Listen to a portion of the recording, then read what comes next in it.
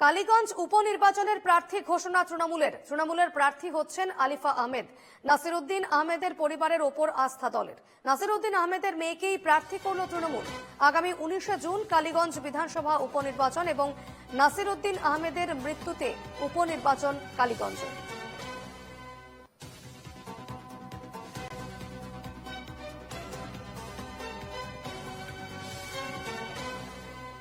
কথা বলে নেব, আমাদের সঙ্গে টেলিফোনে রয়েছেন প্রতিনিধি রণজয় মুখোপাধ্যায়। রণজয়, কালীগঞ্জ উপনির্বাচনে প্রার্থী ঘোষণা করলো তৃণমূল, কি জানা যাচ্ছে? দেখো, কালীগঞ্জ উপনির্বাচনে 19 জুন উপনির্বাচন হতে চলেছে। নির্বাচন কমিশনের তরফে জানানো হয়েছে 4টে রাজ্যে 5টি জায়গায় উপনির্বাচন হচ্ছে এবং তার মধ্যে পশ্চিমবঙ্গের মধ্যে নদিয়া জেলার কালীগঞ্জের উপনির্বাচন। সেখানকার বিধায়ক তৃণমূল কংগ্রেসের নাসিরউদ্দিন আহমেদ, তিনি গত ফেব্রুয়ারি মাসে প্রয়াত হয়েছেন এবং সেই কারণে সেই আসনটি ফাঁকা। সেই আসনে কালীগঞ্জে উপনির্বাচন ঘোষণা করেছে নির্বাচন কমিশন। আজকে সকালবেলা কালীগঞ্জে তৃণমূল কংগ্রেস প্রার্থী ঘোষণা করলো। তৃণমূল কংগ্রেস মমতা বন্দ্যোপাধ্যায় মনোনীত করলেন আলিফা আহমেদকে। প্রসঙ্গত ভীষণভাবে উল্লেখযোগ্য, কালীগঞ্জে কোন রকম গোষ্ঠীদ্বন্দ্ব থেকে শুরু করে কোন রকম রিস্ক নিতে চাইলেন না মমতা বন্দ্যোপাধ্যায় আলিফা আহমেদকে প্রার্থী করার মধ্যে দিয়ে। কেননা যেভাবে নাসিরউদ্দিন আহমেদ এলাকায় ভীষণভাবে জনপ্রিয় ছিলেন, জননেতা ছিলেন, কনস্টিটিউয়েন্সিতে তিনি ভালো কাজ করেছেন এবং সেই জায়গা থেকে সম্পূর্ণভাবে তার পরিবারের ওপরেই আস্থা রাখতে চাইলেন মমতা বন্দ্যোপাধ্যায়।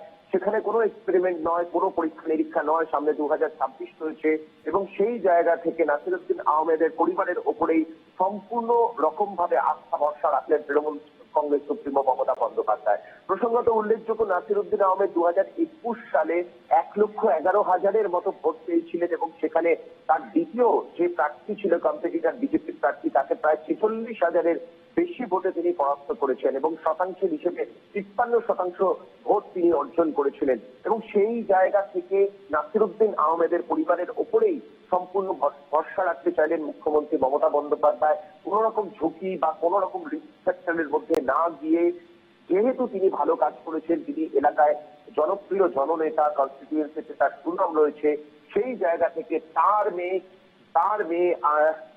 টিকিট দিলেন, আলিফা আহমেদকে টিকিট দিলেন তৃণমূল সুপ্রিমো মমতা বন্দ্যোপাধ্যায়। একেবারেই আমরা আরো একবার জানিয়ে রাখি, কালীগঞ্জ উপনির্বাচনের প্রার্থী ঘোষণা করলো তৃণমূল এবং সেক্ষেত্রে তৃণমূলের প্রার্থী হচ্ছেন আলিফা আহমেদ, যিনি কিনা নাসিরউদ্দিন আহমেদের মেয়ে এবং নাসিরউদ্দিন আহমেদের পরিবারের ওপরেই আস্থা দলের। নাসিরউদ্দিন আহমেদের মেয়ে অর্থাৎ আলিফা আহমেদকেই প্রার্থী করলো তৃণমূল। আগামী 19শে জুন কালীগঞ্জ বিধানসভা উপনির্বাচন। আমাদের সঙ্গে এই মুহূর্তে টেলিফোনে রয়েছেন কালীগঞ্জ উপনির্বাচনের প্রার্থী আলিফা আহমেদ। দিদি, আপনাকে স্বাগত এনকেটিভি বাংলায়।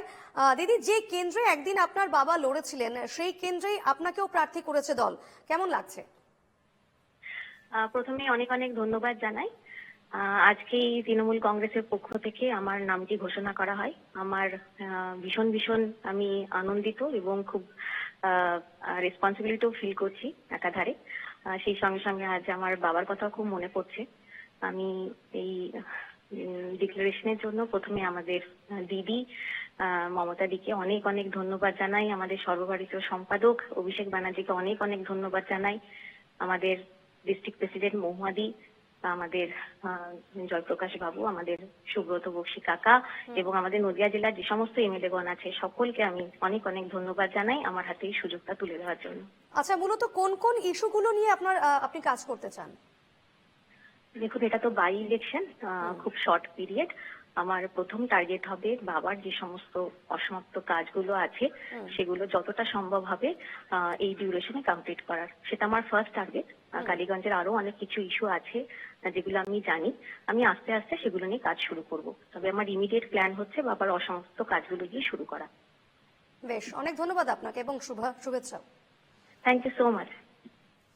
আমরা কথা বলছিলাম তৃণমূল প্রার্থী আলিফা আহমেদের সঙ্গে এবং সর্বপ্রথম এনকেটিভি বাংলার সামনে তিনি প্রতিক্রিয়া দিলেন এবং তিনি জানালেন যে প্রথমত মূলত বাবার যে অসমাপ্ত কাজগুলো রয়েছে সেগুলোই মূলত তিনি করতে চান এবং সেক্ষেত্রে যেহেতু উপনির্বাচন এবং সেক্ষেত্রে তার হাতে সময় খুব কম, সেক্ষেত্রে বাবার যে অসমাপ্ত কাজগুলো রয়েছে সেইগুলো ধরেই তিনি এগোতে চান এবং জনগণের যে ইস্যুগুলো রয়েছে মূলত সেই ইস্যুগুলোকেও তিনি নজরে রাখবেন বলে জানালেন।